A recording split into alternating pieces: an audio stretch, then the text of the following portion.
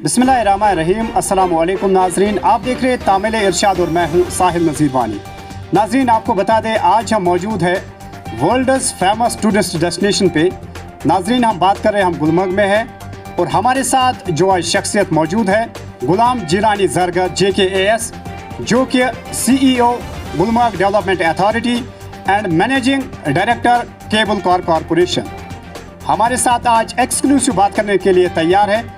Sir, आपका बहुत बहुत शुक्रिया वक्त देने के लिए। थैंक यू, आप आए इधर। हमारी तरफ से भी आपको बहुत बहुत शुक्रिया। Thank you sir. सबसे पहले बात करना चाहेंगे, अगर हम विंटर की बात करें, समर की बात करें तो काफ़ी ज़्यादा रश रहता है गुलमर्ग में, लेकिन इससे पहले हम जानने की कोशिश करेंगे डेवलपमेंट के हवाले से क्या क्या डेवलपमेंट्स हुए हैं गुलमर्ग में टिल डेट तक।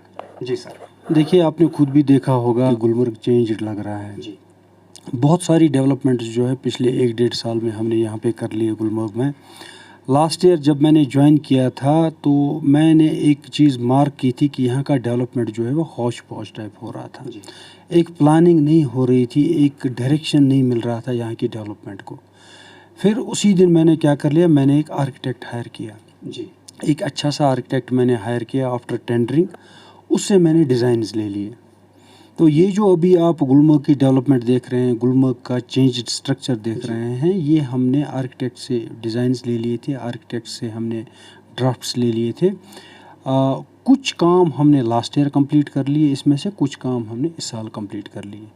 तो अभी इसीलिए आपको लग रहा है कि गुलमर्ग जो है वो चेंज्ड है। अच्छा सर, अगर हम G20 की बात करें, जो G20 का इफ़ेक्ट लग रहा है हमें, उससे भी काफ़ी ज़्यादा बदलाव आया। अगर हम रोड्स की बात करें, रोड्स तो मैकडमाइज्ड हो गई। अगर हम डिफरेंट जो आपने यहाँ पर कई सारे टंगमर्ग से लेकर गुलमर्ग तक वो वुडन बोर्ड्स भी लगाए, that's a sort of attraction.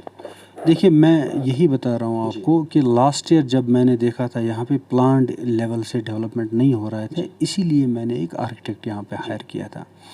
ये जो अभी वुडन साइनेजेस देख रहे हैं आप, ये जो भी वुडन बेंचेस देख रहे हो आप, ये जो है सेल्फी पॉइंट्स देख रहे हो, ये जो आप ये नए नए विविंग डेक्स देख रहे हो आप, ये हमने आर्किटेक्ट से कंसल्ट करके इसके डिज़ाइंस ले लिए थे।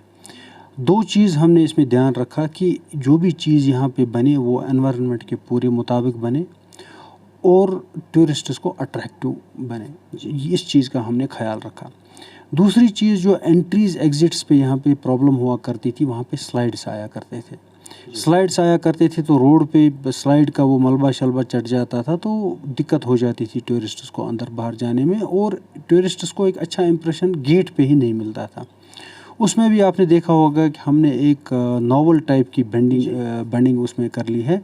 तो ये जो यहाँ पे परपिचुअल प्रॉब्लम हुआ करती थी, एंट्री एग्ज़िट जो थी, वो हमने इस बार सॉल्व कर दी। सर, सीधी बात करते हैं गंडोला की।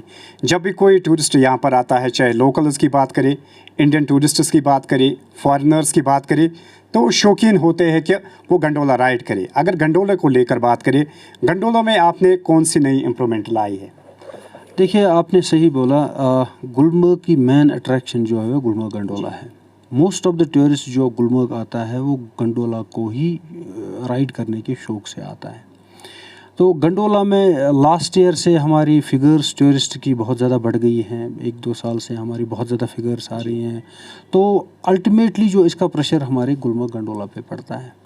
तो जो हमारी पीक कैपेसिटी है उसको हम पूरा कर पाते हैं, और उसके बाद भी बहुत सारी डिमांड जो है वो टूरिस्ट्स के समय गंडोला में आती है। गंडोला की सवारी में कुछ 1-2 अनप्लेजेंट फैक्टर्स थे जो टूरिस्ट्स को थोड़ा सा रिपेल करते थे, जो टूरिस्ट्स को उन चीज़ों में मज़ा नहीं आता था। जैसे वहाँ पे बड़ी लाइन लगती थी, वहाँ पे वॉशरूम्स नहीं थे, वहाँ पे फूड फैसिलिटी नहीं थी। कुछ स्टेप्स हमने उठाए, मतलब हमने तो हर एक लेवल पे स्टेप्स उठाए, मतलब मैन पावर लेवल पे उठाए, इंफ्रास्ट्रक्चर लेवल्स पे उठाए, इस चीज़ को दूर करने के लिए। जो जैसे फॉर एग्जांपल मैं आपको बता दूं, जैसे लाइन हुआ करती थी, लाइन को कंट्रोल करने के लिए हमने स्लॉट सिस्टम बना दिया।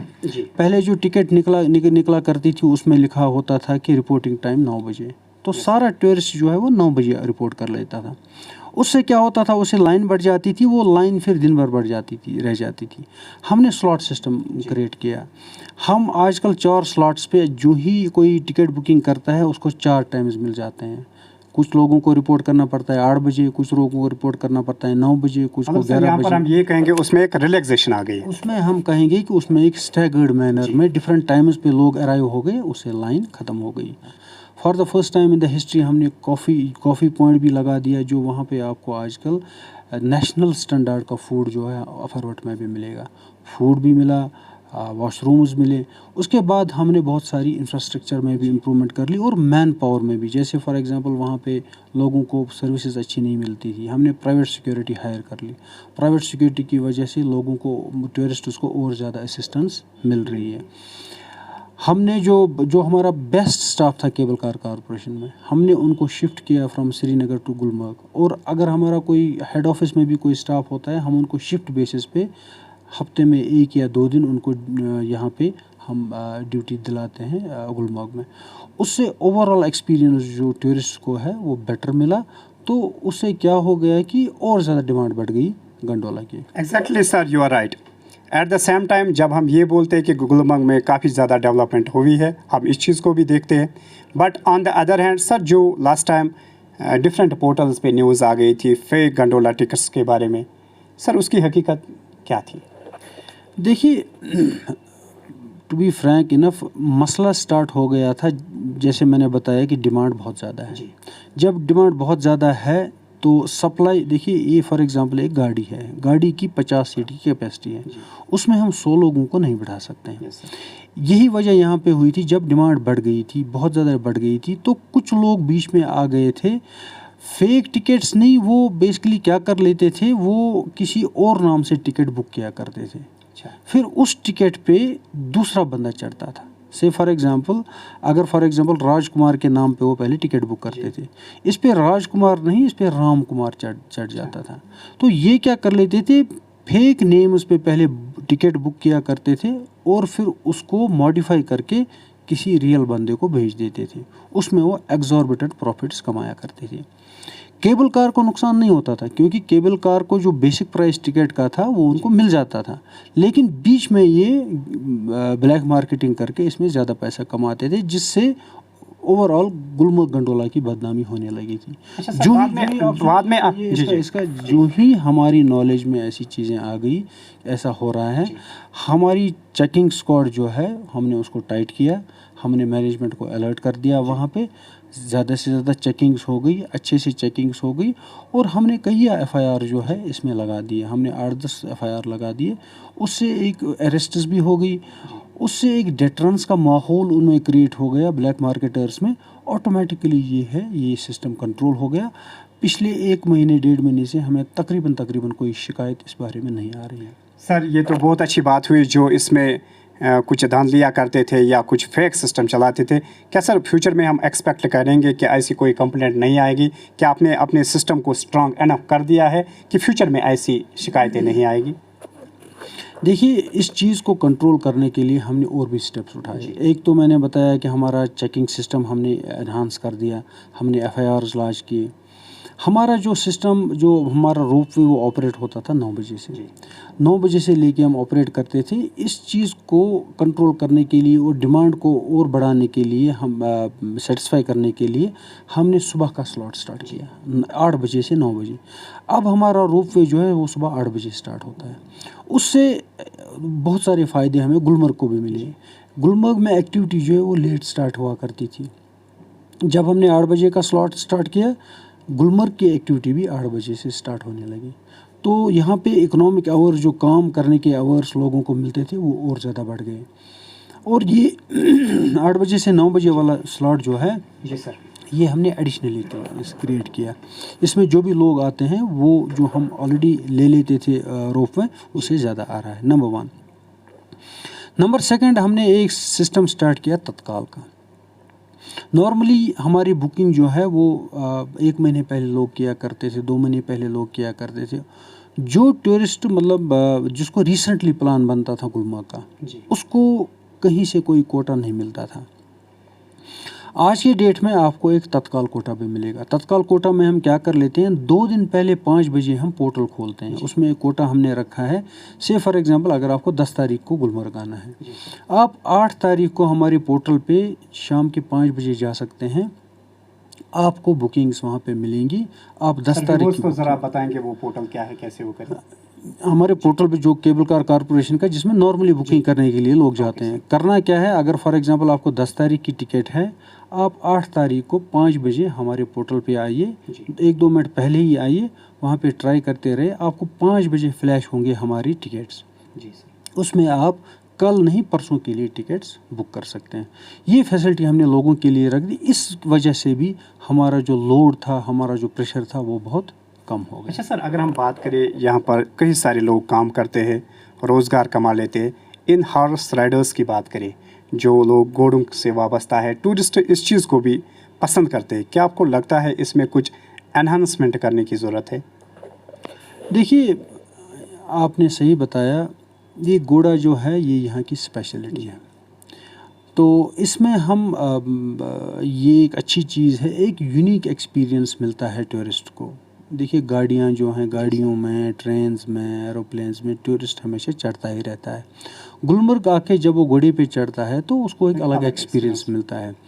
इसको हमारे यहाँ पे आपकी इन्फॉर्मेशन के लिए भी बता दूं कि हमने इसके लिए अलग ट्रैक्स यहाँ पे रख दिए हैं, पोनी ट्रैक्स। कुछ कमियाँ थी पोनी ट्रैक्स में, वो हमने लास्ट ईयर ठीक कर दिया है। कहीं कुछ एरियाज़ में पोनी ट्रैक्स नहीं थे, वो हमने बना लिए हैं। और कुछ एरियाज़ जहाँ पे हम लास्ट ईयर नहीं बना पाए, इंशाल्लाह हम इस साल वो सारे रूट्स जो हैं वो कंप्लीट कर लेंगे। अच्छा सर, हमने भी गुलमर्ग यहाँ पर सर्व किया है, डेवलपमेंट हो गई, ये भी आप लोग मानते हो और जानते भी हैं और देखते भी हैं। लेकिन सर, कुछ रोड्स अभी भी पेंडेंसी में है। अगर हम ग्रीन साइड पार्क के साइड बात करें या मीडोज़ की तरफ बात करें, नीडोज़ की बात करें, वहाँ से कुछ लिंक रोड्स है जहाँ पर उनकी हालत अभी खस्ता है। क्या आपके मास्टर प्लान में वो रखे गए या फ्यूचर में वो रोड्स भी डेवलप हो जाएंगे सर? देखिए, इस बार अगर हम सोचें इस साल का, इस साल के कुछ काम हमने आज तक कर लिए थे। जी सर। कुछ काम अभी करने बाकी हैं। असली वर्किंग सीज़न हमारा यही होता है, जून, जुलाई और अगस्त। सितंबर के बाद फिर यहाँ पे सर्दियाँ बढ़ जाती हैं। असली काम तो अब हमें अगस्त, सितंबर और अक्टूबर में कर लिए हैं। उसमें हमने पोनी ट्रैक्स भी रख लिए हैं, उसमें हमने रोड्स भी कुछ रख लिए हैं। वो जो रोड्स हैं वो हमारे इस साल उस बजट में ठीक हो जाएंगे। तो सर, लास्ट पे आपसे जानना चाहेंगे, क्योंकि आपके पास भी लिमिटेड टाइम होता है, लास्ट पर आपसे जानना चाहेंगे जो आपकी फ्यूचर मास्टर प्लान क्या है? देखिए, गुलमर्ग को लेकर अगर आप मास्टर प्लान की बात करते हैं तो हम जो भी यहाँ पे डेवलपमेंट करते हैं मास्टर प्लान के मुताबिक ही कर लेते हैं। मास्टर प्लान जो यहाँ पे फर्स्ट फेज़ है वो नोटिफाई हो गया है। उसमें क्लियर कट लिखा गया है कि कहाँ पे कंस्ट्रक्शन करनी है, रोड्स कैसे होने चाहिए, सीवेज ट्रीटमेंट प्लांट कैसा होना चाहिए, सॉलिड वेस्ट ट्रीटमेंट प्लांट कैसा होना चाहिए। उसमें सारी दलील लिखी हुई है। हमारे लिए वो बाइबल का काम करती है। जो भी आप यहाँ पे देखेंगे कुछ भी बन रहा है वो स्ट्रिक्टली हम मास्टर प्लान पे ही बना रहे हैं। एक तो हमारा, और जो भी मतलब बाकी डिपार्टमेंटें कंस्ट्रक्शन करती हैं या प्राइवेट कंस्ट्रक्शंस अगर कुछ होनी है तो वो स्ट्रिक्टली मास्टर प्लान के मुताबिक ही होती हैं। उसमें कोई डिविएशन की गुंजाइश ही नहीं है। और आपकी इन्फॉर्मेशन के लिए मैं बता दूं, यहाँ पर अगर कोई भी कंस्ट्रक्शन होती है वो बोका अप्रूव करती है, बिल्डिंग ऑपरेशंस कंट्रोल अथॉरिटी, जिसकी चेयरमैन DC बारामूला साहिबा हैं। तो जो कोई भी कंस्ट्रक्शन यहाँ पे होती है वो पहले बोका में अप्रूव होती है। और वहाँ पे एक मेंबर जो है चीफ टाउन प्लानर भी होता है, जो प्योरली टाउन प्लानिंग सिस्टम जो है उनके प्रिंसिपल्स को माइंड में रख के, मास्टर प्लान गुलमर्ग का माइंड में रख के वहाँ पे अप्रूवल्स दे देते हैं। उसके बाद यहाँ पे कोई कंस्ट्रक्शन होता है। सर, लास्ट पे एक इम्पॉर्टेंट सवाल है, आपसे जानने की कोशिश करेंगे। कई सारे लोग ये चाहते हैं, चाहे पढ़े लिखे नौजवानों की बात करें या बेरोज़गार नौजवानों की बात, वो चाहते हैं वो भी यहाँ पर एज टूरिस्ट गाइड काम करे। सर, उनके लिए प्रोसीजर क्या होता है ताकि वो भी यहाँ पर अपना रोज़गार कमा सके? देखिए, टूरिस्ट गाइड्स, आपने सही बताया, टूरिस्ट गाइड्स की रजिस्ट्रेशन गुलमर्ग डेवलपमेंट अथॉरिटी या MD केबल कार कॉरपोरेशन नहीं करती है। गाइड्स की रजिस्ट्रेशन जो है वो डायरेक्टरेट ऑफ टूरिज़्म, और यहाँ पे उनके ऑफिसर हैं असिस्टेंट डायरेक्टर टूरिज़्म। जी सर। गाइड्स किनको रजिस्टर करना है, क्या क्या उसमें डॉक्यूमेंट्स रिक्वायर्ड हैं, क्या क्या क्वालिफ़िकेशंस रिक्वायर्ड हैं, क्या क्या एक्सपीरियंस रिक्वायर्ड हैं, ये वही तय करते हैं। और उन्हीं के हाथ में अंडर टूरिस्ट ट्रेड एक्ट वही ये लाइसेंस दे देते हैं। मुझे लग रहा है कि इस सवाल का जवाब मुझसे ज़्यादा आपको वही दे सकते हैं इसका जवाब। सर लास्ट पे और एक इम्पॉर्टेंट सवाल है, अगर टूरिस्ट फ्लो की बात करें, हमने भी देखा है विंटर्स में भी काफ़ी ज़्यादा फ्लो रहा। जब खेलो इंडिया था काफ़ी ज़्यादा टूरिस्ट्स का दबाव था, इंटरनेशनल प्लेयर्स का फ्लो था। तो ओवरऑल अगर हम रेटिंग करें टूरिस्ट्स की, क्या आपको लगता है कि दिन ब दिन डे बाय डे टूरिस्ट का फ्लो ज़्यादा ही हो रहा है, गुलमर्ग की तरफ अट्रैक्ट हो रहे लोग? फॉरेनर्स की बात करें, इंडियन टूरिस्ट्स की बात करें।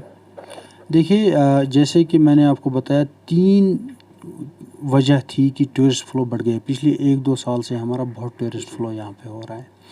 एक मेरी पर्सनल एक्सपीरियंस ये है कि टूरिस्ट्स को यहाँ पे अब सेफ़ फील हो रहा है। सिक्योरिटी सिचुएशन बहुत इम्प्रूव हो गई। टूरिस्ट अब खुल के आ रहा है। पहले वो डर डर के आ रहा था कश्मीर, आजकल वो खुल के आ रहा है। नंबर 1। नंबर 2, टूरिज़्म डिपार्टमेंट ने, गवर्नमेंट का अभी हमारे ऊपर बहुत प्रेशर है कि टूरिज़्म फ़्लो को इंक्रीज़ होना है, क्योंकि ये एक मेजर फैक्टर बन सकता है एम्प्लॉयमेंट जनरेशन के लिए। टूरिज़्म प्रमोशन कैंपेन्स चली पूरी इंडिया में, इंडिया से बाहर भी टूरिज़्म डिपार्टमेंट ने कैंपेन्स चलाई, उससे भी टूरिस्ट फ़्लो आ गया। और तीसरा फैक्टर जो है, जो यहाँ पे इंफ्रास्ट्रक्चर हमारा इम्प्रूव हो गया।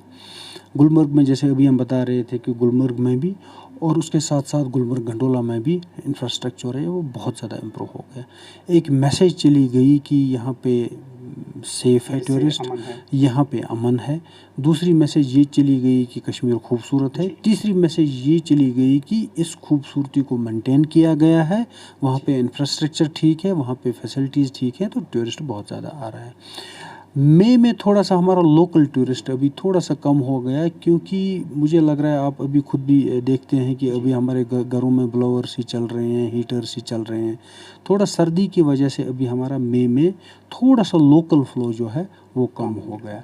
तो अदरवाइज़ हमारा टूरिस्ट फ़्लो बहुत ज़्यादा है। आप खुद भी देखेंगे जैम है पूरा वहाँ पे, गाड़ियाँ जो हैं जैम पैकेट हमारा हर एक पार्किंग एरिया है। तो गुलमर्ग में हमें कमी नहीं है, जितनी हमें कैपेसिटी है उससे ज़्यादा ही आता है, उससे कम नहीं आता है टूरिस्ट। Thank you. तो नाजरीन, आज हमारे साथ एक्सक्लूसिव बात कर रहे थे Ghulam Jeerani Zargar, JKAS CEO Gulmarg development authority and managing director cable corporation. CEO साहब का यहाँ पर ये भी कहना है कि गुलमर्ग में काफ़ी ज़्यादा डेवलपमेंट हो गई है और जो कुछ रह गया है with the passage of time वो भी हो जाएगा। और यहाँ पर CEO का ये भी कहना है कि टूरिस्ट का फ्लो हमें अच्छा दिख रहा है। और गुलमर्ग की अगर हम बात करें, गुलमर्ग एक अट्रैक्शन है टूरिस्ट्स के लिए, सेफ जगह है टूरिस्ट्स के लिए। तो नाजरीन, ये था यहाँ से एक एक्सक्लूसिव अपडेट। आप हमारे साथ बने रहें। मज़ीद अपडेट्स और ख़बरों के लिए आप देखते रहे तामिल इरशाद। हमें दीजिए इजाज़त। आपका अल्लाह निगहबान।